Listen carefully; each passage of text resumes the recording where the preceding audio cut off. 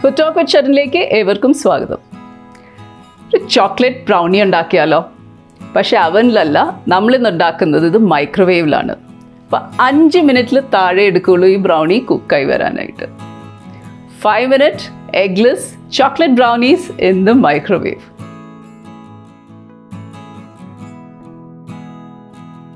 അപ്പോൾ പെട്ടെന്ന് നോക്കിയാലോ ഇതിൻ്റെ റെസിപ്പി.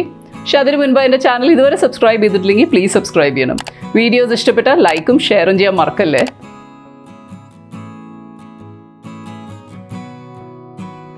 ഈ ബ്രൗണീസ് ഉണ്ടാക്കാനായിട്ട് ഞാൻ ഡാർക്ക് കമ്പൗണ്ട് ചോക്ലേറ്റ് ആണ് യൂസ് ചെയ്യുന്നത്. അപ്പോൾ ഒന്നീ അതിനെ ഗ്രേറ്റ് ചെയ്തെടുക്കാം, അല്ലെങ്കിൽ ചെറിയ ചെറിയ പീസസ് ആക്കി കട്ട് ചെയ്തെടുക്കാം.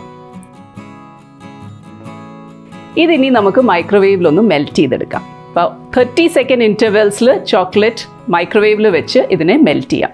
അപ്പോൾ നന്നായി മെൽറ്റായി വരുമ്പം ഇതിനെ നമുക്ക് മൈക്രോവേവിൽ നിന്ന് പുറത്തെടുക്കാം. ഇതിലോട്ട് ഇനി നമുക്ക് ബട്ടർ ചേർത്ത് അതിനെ നന്നായി ഒന്ന് മിക്സ് ചെയ്തെടുക്കാം.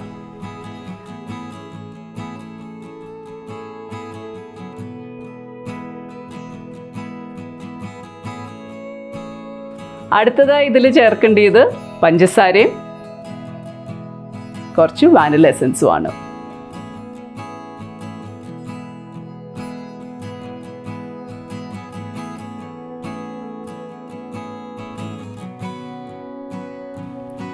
ഇത് മിക്സ് ചെയ്ത് കഴിയുമ്പം ഇതിലോട്ട് നമുക്ക് മൈദയും ഒരു തുള്ളി ഉപ്പും കൂടെ ചേർക്കാം. അതിൻ്റെ ഒപ്പം കുറച്ച് പാലും കൂടെ ചേർത്ത് ഈ ബ്രൗണി ബാറ്റർ നമുക്ക് റെഡിയാക്കാം.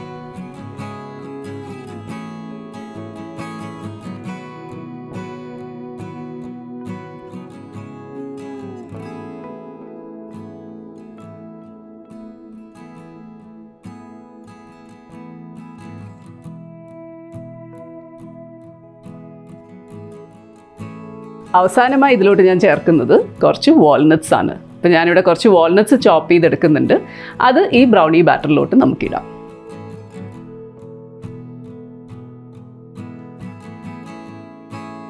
ഇത് മൈക്രോവേവിൽ കുക്ക് ചെയ്യാനായിട്ട് ഞാനൊരു 7 ഇഞ്ച് ഗ്ലാസ് ഡിഷാണ് യൂസ് ചെയ്യുന്നത്. അത് പാച്ച്മെൻറ്റ് പേപ്പർ ഇട്ട് ഞാൻ ലൈൻ ചെയ്ത് വെച്ചിട്ടുണ്ട്. കുറച്ച് എണ്ണയും കൂടെ പുരട്ടിയിട്ടുണ്ട്. ഇതിലോട്ട് നമുക്ക് ഈ ബ്രൗണി ബാറ്റർ ട്രാൻസ്ഫർ ചെയ്യാം.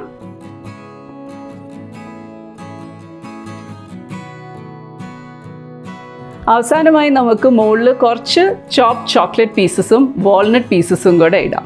അപ്പോൾ അത് നല്ലൊരു ടെക്സ്ചറാണ് കൊടുക്കുന്നത് ഈ ബ്രൗണിക്ക്.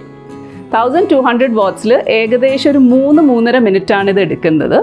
അപ്പോൾ നിങ്ങൾ ആദ്യമേ ഒരു 2 മിനിറ്റ് വെച്ചിട്ട് നോക്കിയിട്ട് വീണ്ടും അതിനെ ഒരു 30 സെക്കൻഡ് അല്ലെങ്കിൽ 1 മിനിറ്റ് ഇൻ്റർവെൽ കൂട്ടി വെച്ചിട്ട് കുക്ക് ചെയ്തെടുക്കാം. അപ്പോൾ ഈ കുക്കായി കഴിയുമ്പം ഇതിൻ്റെ മോൾ ഭാഗം ഏകദേശം ഒന്ന് ഡ്രൈ ആയി കിട്ടും. മുകളിൽ കിടക്കുന്ന ചോക്ലേറ്റ് ഒക്കെ ഒന്ന് മെൽറ്റായി വരും. എന്നിട്ട് നടുഭാഗം ചിലപ്പോൾ അത്രയ്ക്ക് കുക്കായിട്ടില്ല എന്ന് തോന്നും. പക്ഷേ അത് തണുത്ത് കഴിയുമ്പം നന്നായി ഒരു നല്ല ഫഡ്ജി ബ്രൗണിയായി നമുക്ക് കിട്ടും.